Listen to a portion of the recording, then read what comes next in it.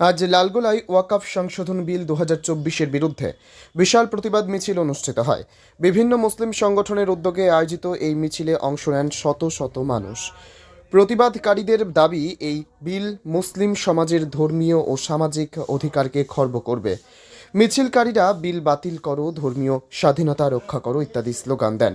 স্থানীয় নেতৃত্ব অভিযোগ করেন, নতুন বিলটি ওয়াকফ সম্পত্তির ওপর সরকারের নিয়ন্ত্রণ বাড়ানোর চেষ্টা করছে, যা সংবিধানের ধর্মনিরপেক্ষতার পরিপন্থী। মিছিল লালগোলা বাসস্ট্যান্ড থেকে শুরু হয়ে থানার মোড় পর্যন্ত গিয়ে শেষ হয়। প্রশাসনের পক্ষ থেকে নিরাপত্তার কড়া ব্যবস্থা নেওয়া হয়েছিল। শেষে আয়োজকদের পক্ষ থেকে মহকুমা প্রশাসকের দপ্তরে একটি স্মারকলিপি জমা দেওয়া হয়, যেখানে এই বিল প্রত্যাহারের দাবি জানানো হয়। জঙ্গিপুর থেকে তরিকুল শেখের রিপোর্ট, জঙ্গিপুর টিভি।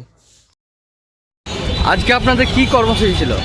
আজকে আমাদের ওয়েলফেয়ার পার্টি অফ ইন্ডিয়ার পক্ষ থেকে ওয়াকফ বাঁচাও, ওয়াকফ যে সংশোধনী বিল, সেই সংশোধনী বিলের বিরুদ্ধে আমাদের আজকে মানববন্ধন welfare party of India Lalgola ব্লকের পক্ষ থেকে।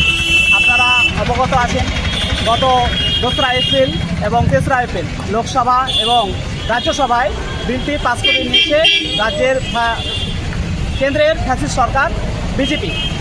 আমাদের তারই প্রতিবাদে সারা ভারতবর্ষ জুড়ে, তার সঙ্গে সঙ্গে আমাদের পশ্চিমবঙ্গ এবং পশ্চিমবঙ্গ সহ পশ্চিমবঙ্গের বিভিন্ন জেলায় ওয়েলফেয়ার পার্টি অফ ইন্ডিয়া এই ওয়াকফ বাঁচাও ক্যাম্পেইনকে সামনে রেখে বিভিন্ন জায়গায় তারা প্রোগ্রাম করছে। আপনার পরিচয়? আমার নাম Faridul Islam, welfare party block president, welfare party of India Lalgola block.